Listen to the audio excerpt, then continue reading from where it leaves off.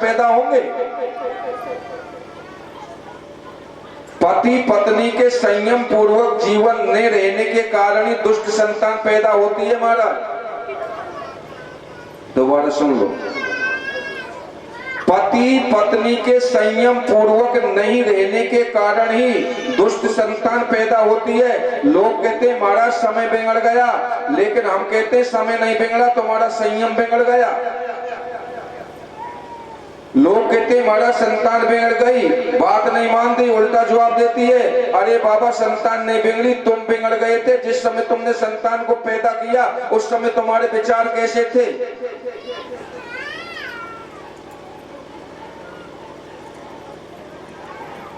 तुम बिगड़ गए हो। यदि तुम संयम से रहते तो ये दिन देखने नहीं पड़ते।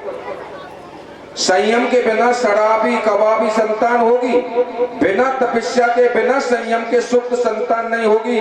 तुम्हारी संतान तुम्हारा ही तो अनुसरण करती है। अरे बाबा,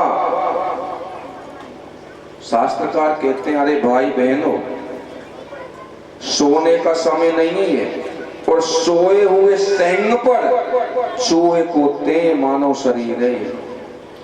सोए हुए सेंग पर चूहे कूदते हैं।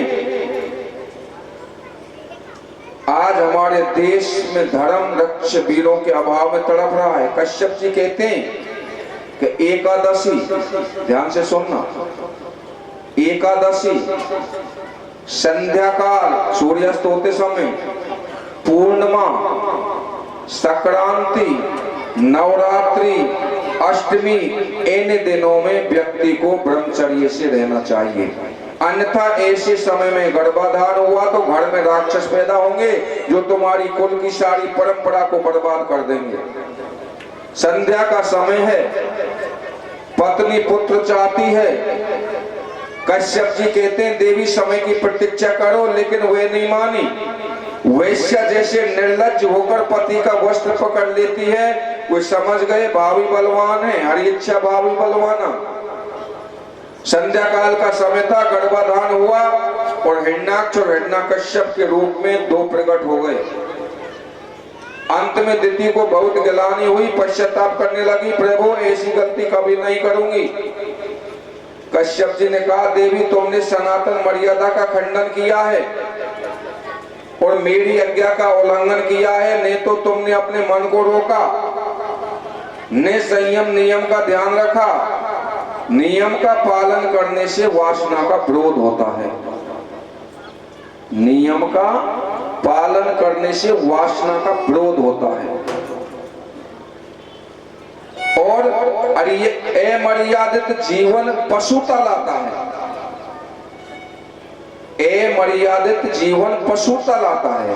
कभी भी देख लेना, जो आदमी भोगी होता है ना, वो टेंशन में रहता है, चिंता में रहता है, क्लेश में रहता है। और जो आदमी संयम से रहता है वो प्रसन्न रहता है, निश्चिंत रहता है, उसके चेहरे का तेज अलग होता है। कश्यप जी ने कहा देवी तुम्हारे पुत्र तो जरूर राक्षस होंगे, लेकिन तुम्हारा पुत्र यानी नाती, तुम्हारा पुत्र ऐसा भक्त होगा, वह तुम्हारे वंश का उद्धार करेगा। देवी तुमसे भूल हुई है, भूल के पाप का प्रायश्चित क्या है? देखो, आपसे कोई गलती बन चुकी है, आप उसका प्रायश्चित करो, परमात्मा का चिंतन करो, आगे पाप नहीं करने का संकल्प करो। पाप का प्रायश्चित हो जाएगा तो पाप धुल जाएगा। पाप का प्रायश्चित करने से पाप समाप्त हो जाता है। यदि आपने गलती की है, उसका प्रायश्चित और पश्चाताप नहीं किया और आगे करने का भी पाप का विचार है, तो वह पाप दिन दूना रात चौगुना बढ़ता जाएगा। सनकादिक ऋषियों ने जय और विजय को श्राप दे दिया, तुम 3 जन्म राक्षस बनोगे। पहले जन्म में तो हुई हिरण्याक्ष और हिरण्यकश्यप हुए, दूसरे जन्म में रावण और कुंभकर्ण बनते हैं, और तीसरे जन्म में शिशुपाल और दंतवक्र बनते हैं। 3 जन्म के बाद इनका उद्धार हुआ। हिरण्याक्ष को भगवान बराह ने मारा था और हिरण्यकश्यप को नरसिंह भगवान ने मारा था। इसे आप प्रहलाद चरित्र में सुन पाओगे। अब देखो आध्यात्मिक दृष्टि से हिरण्याक्ष किसको कहते हैं? हिरण्याक्ष माने लोभ और हिरण्यकश्यप माने, हिरण्य माने सोना, अक्षी माने नेत्र, अर्थात जिसकी दृष्टि सुमरण पर है, लोभी की दृष्टि सोने पर होती है। हिरण्य माने सोना, कश्यप माने तकिया माने भोगों पर है, वही हिरण्यकश्यप है। सृष्टि माने भोगों पर, जिसके जीवन में जब तक काम और लोभ है वह व्यक्ति शांति से बैठ नहीं सकता। इंसाफ माने तनाव रहित जीवन उसको कभी मिल नहीं सकता। तो सारे संसार में कितना भी कुछ भी कर ले, भागवतकार कहते हैं कि यत पृथ्व्याम ब्रूहि यवम, पृथ्वी माने पूरी पृथ्वी, हिरण्यम्य पशुआ स्त्रिया, हिरण्यम्य माने सोना, पशुआ माने पशु, स्त्रिया माने स्त्रिया, नाल मेकस्ये तत्यर्था मिति मतवा समम ब्रजेत। एक आदमी को सारी पृथ्वी दे दी जाए, सब देश का सोना दे दिया जाए, सारी सुंदरता दे दी जाए, तब भी एक आदमी की तृप्ति नहीं हो सकती। एक व्यक्ति की इंद्रियों में इतनी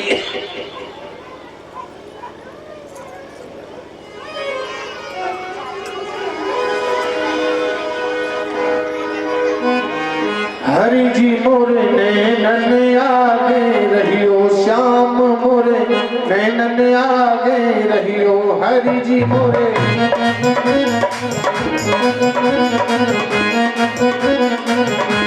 कन्हैया मोरे नैनन आगे रहियो, हरि जी मोरे नैनन आगे रहियो, प्रभु जी कन्हैया मोरे हरि जी मोरे नैनन आगे रहियो, हरि जी मोरे नैनन आगे रहियो।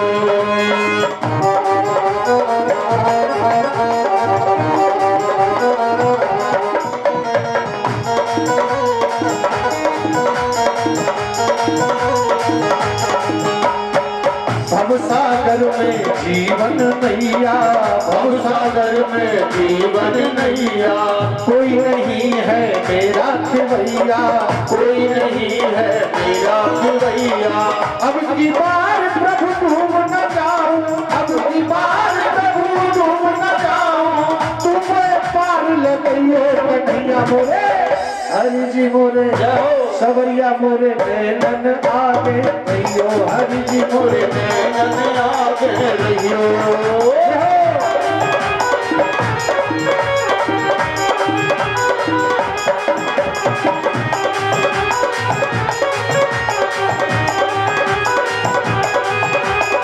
सब दर छोड़ तेरे दर आई, सब दर छोड़ तेरे दर आई, सब दर छोड़ तेरे दर आई, सब दर छोड़ तेरे दर आई। ए मनमोहन मेरे कन्हाई, ए मनमोहन मेरे कन्हाई, शरण पड़े की लाज रखो हरि, शरण पड़े की लाज रखो हरि, इस जग से नाथ बचइयो हरि जी मोरे कन्हैया मोरे प्रभु जी मोरे नैनन आगे रहियो, हरि जी मोरे नैनन आगे रहियो।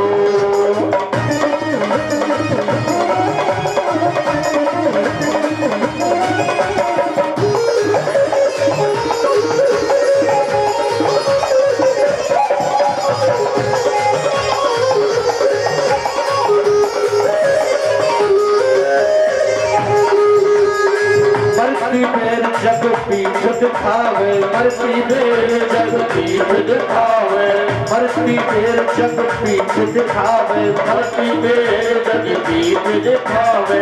कोई न काऊ के संग में जावे, कोई न काऊ के संग में जावे, रुक रुक पैर कंठ जब आवे, रुक रुक पैर कंठ जब आवे, तू मेरे सन्मुख आइयो कन्हैया मोरे सवरिया मोरे प्रभु जी मेरे नैनन आगे रहियो हरि जी मोरे नैनन आगे रहियो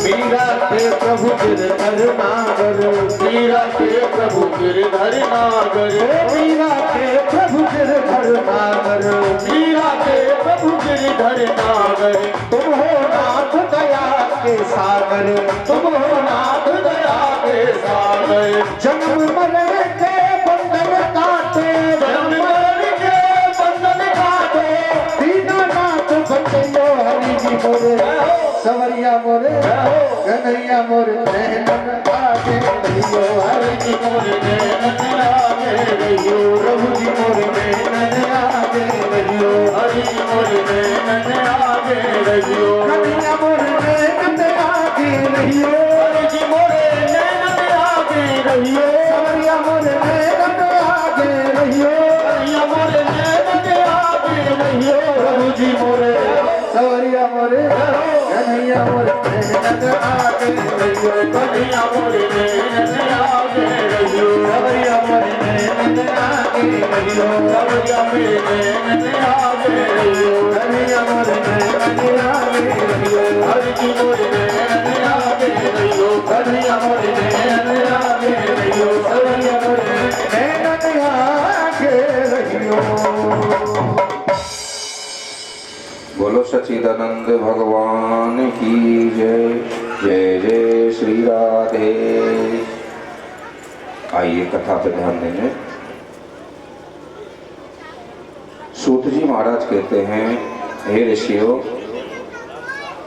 एक व्यक्ति की इंद्रियों में इतनी प्रबल आग होती है, ध्यान से सुनना, एक व्यक्तियों की इंद्रियों में इतनी प्रबल आग होती है, यदि उसे संसार के समस्त भोग दे दिए जाएं, तो भी उसकी इंद्रियों की आग बुझ नहीं सकती। सारे संसार के दिव्य पदार्थों को पाकर एक व्यक्ति तृप्त नहीं हो सकता। तो बताओ, आज तो हमारा 7 अरब 35 करोड़ के लगभग आदमी हैं। सारे संसार के पदार्थ जब एक व्यक्ति को तृप्त नहीं कर सकते, तो फिर इतने व्यक्ति कैसे